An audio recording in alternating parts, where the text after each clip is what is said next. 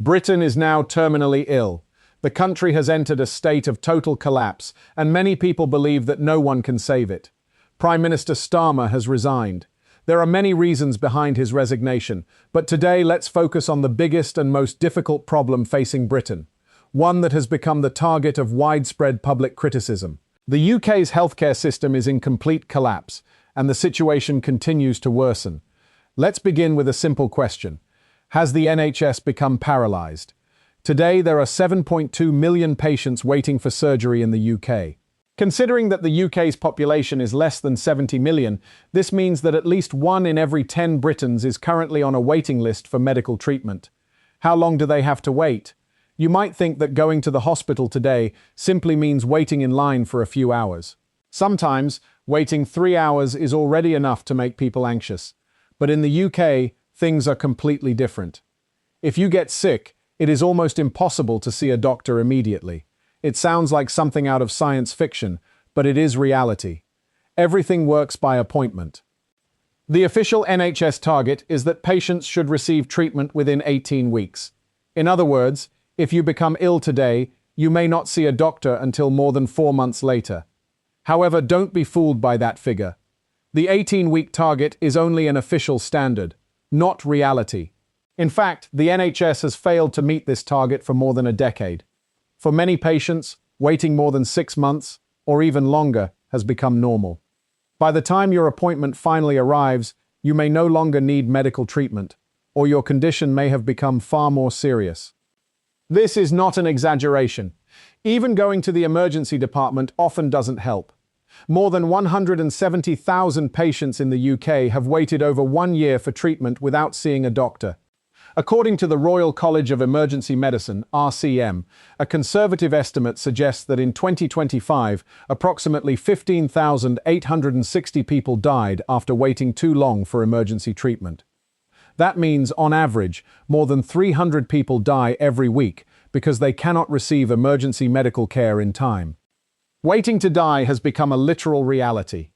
Victims of car accidents, strokes, cerebral infarctions, acute appendicitis, and many other life-threatening conditions often fail to receive treatment before it is too late. If this isn't a paralyzed healthcare system, then what is? Getting medical treatment in Britain has become more difficult than obtaining access to a highly protected national treasure. Even when patients are fortunate enough to see a doctor, another problem immediately appears. There are simply not enough hospital beds. Patients are forced to stay in hospital corridors, storage rooms, offices, and even temporary treatment areas because there is nowhere else to put them. Ambulances frequently arrive at hospitals only to discover that there are no available beds. Instead of transferring patients inside, they are forced to wait outside the hospital.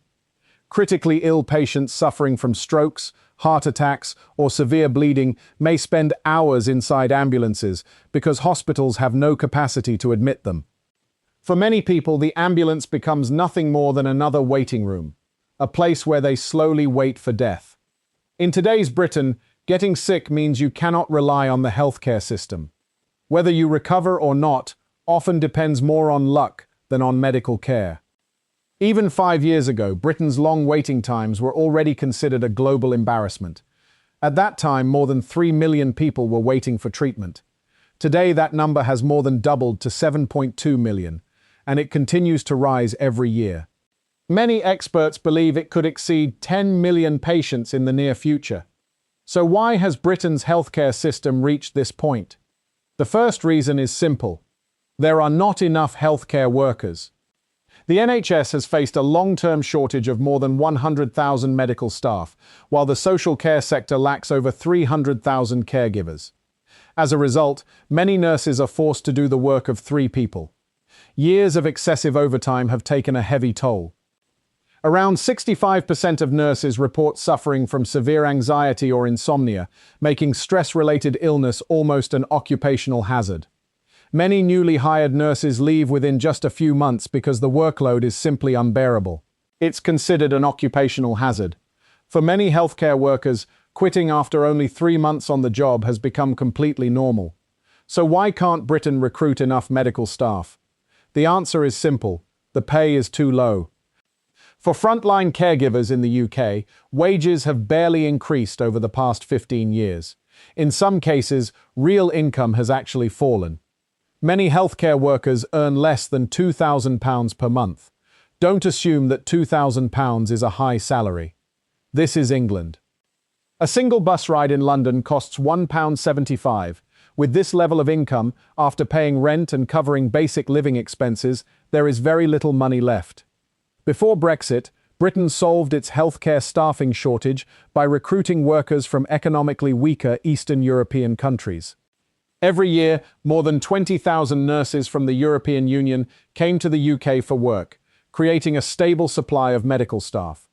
However, after Brexit tightened immigration and visa rules, everything changed. Within just 1 year, the number of EU nurses approved to work in the UK fell from 26,000 to fewer than 1,800, a decline of 93%. The healthcare system immediately faced a massive staffing gap. Today, Britain simply does not have enough doctors, nurses, or paramedics. As a result, existing staff are forced to work endless overtime. Naturally, resentment among healthcare workers has continued to grow. Beginning in 2022, nationwide strikes became increasingly common. Over the following 4 years, there were 16 nationwide strikes. More than 100,000 nurses walked off the job and took to the streets. You can imagine just how severe the situation has become. Large numbers of British patients are waiting for treatment, while there simply aren't enough nurses to care for them. Instead, many healthcare workers have chosen to protest. At the same time, Britain cannot afford to hire enough additional staff. The shortage doesn't end there. There aren't enough hospital beds either. Britain has only 2.6 hospital beds for every 1,000 people. What does that actually mean? For example, compare it with China. China currently has about 4.2 hospital beds per 1,000 people, and that number continues to grow. Britain has barely half as many. British hospitals don't just lack medical staff, they also lack beds. Hospital bed occupancy remains above 96% throughout the year. There is virtually no reserve capacity. Finding even a single empty bed is extremely difficult. The moment demand increases, even slightly, the entire system reaches its limit and begins to collapse. So what's the third reason? Britain lacks money, manpower, and resources. On top of that, healthcare management remains deeply dysfunctional. For example, in China, the medical system follows a clear process. If you have a cold, back pain, or a chronic condition, you first visit a community health center or local clinic. Most minor illnesses can be treated close to home. Only patients with severe or complicated conditions are referred to major hospitals. This system filters out a huge number of mild cases before they ever reach large hospitals. But Britain works very differently. Its community general practice system has been deteriorating on a massive scale. Making an appointment with a general practitioner often takes so long that many people simply give up waiting. As a result, patients rush directly to hospital emergency departments. The entire system becomes overwhelmed. Emergency rooms that were originally designed to save patients suffering from heart attacks, strokes, and other life-threatening conditions are now crowded with people suffering from fevers, colds, insomnia, sprains, and other relatively minor illnesses. Critically ill patients are forced to wait alongside patients with mild conditions. It is effectively as though Britain has pushed the entire country's medical demand into a limited number of large hospitals. There were never enough healthcare workers to begin with. Now their resources are further diluted by countless patients with minor illnesses. In reality, the collapse of Britain's healthcare system can be traced back to one fundamental issue. At the core of the NHS is the principle of universal free healthcare. In Britain, medical treatment is almost completely free at the point of use. As a result, many people seek medical attention regardless of whether they have a serious illness or a minor one. Physical illness, chronic disease, emotional distress, or psychological anxiety. As long as someone feels even slightly uncomfortable, the first instinct is often to visit a hospital or call emergency services. After all, if healthcare is free, why not use it? If resources are available, people naturally want to take advantage of them. This has created some extraordinary scenes in British hospitals. On one side, critically ill patients remain trapped inside ambulances or hospital corridors, waiting desperately for life-saving treatment. On the other side, doctors spend valuable time treating patients with shoulder pain, neck stiffness, insomnia, emotional stress, and other relatively minor complaints.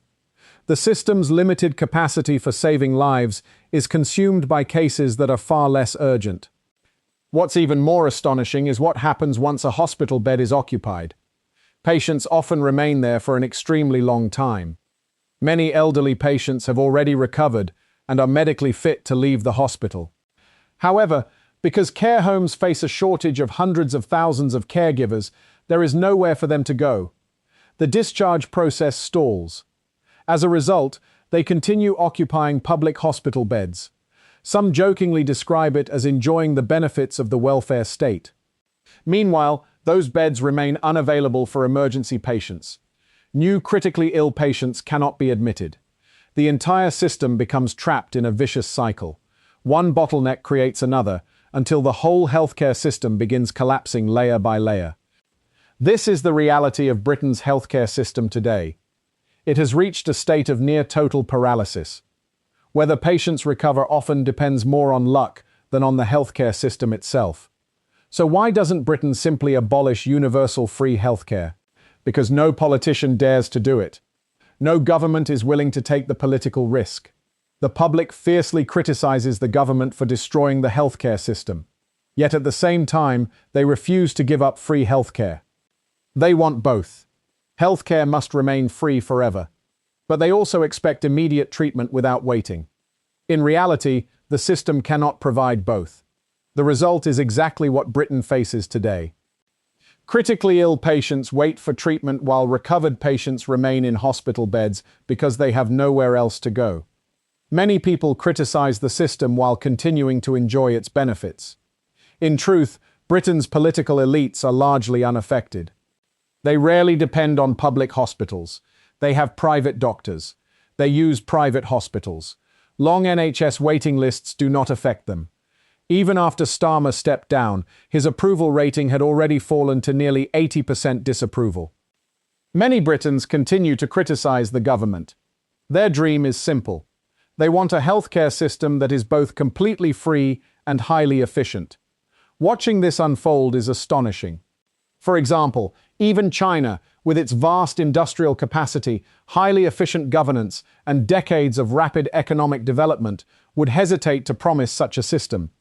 Yet Britain, a country facing long-term economic decline, still hopes to achieve both. It is a beautiful dream. The real question is whether Britain still has the economic strength to sustain universal free healthcare.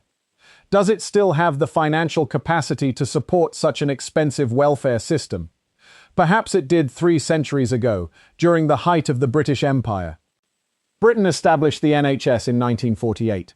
At that time, the country's economy was strong enough to support it. Today's Britain is very different. In 1948, Britain accounted for approximately 6.5% of global GDP. Today, that figure is only about 2%.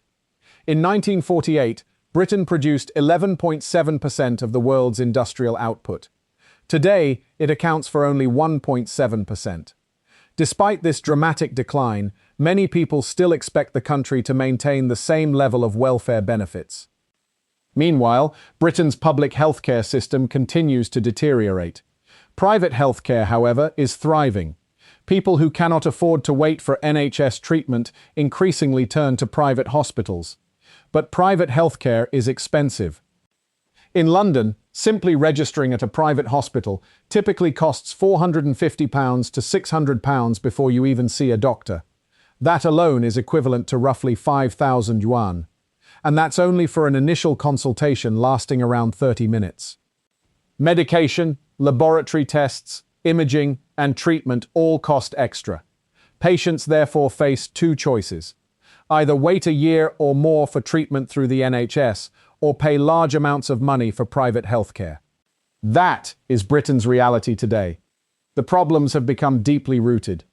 Changing governments repeatedly will not solve them. Even replacing one prime minister after another will not fix the underlying system. Thank you for following this story. If you found it interesting, please subscribe, turn on the notification bell, and share it. For now, this is goodbye. Thank you for staying with Societale Stories.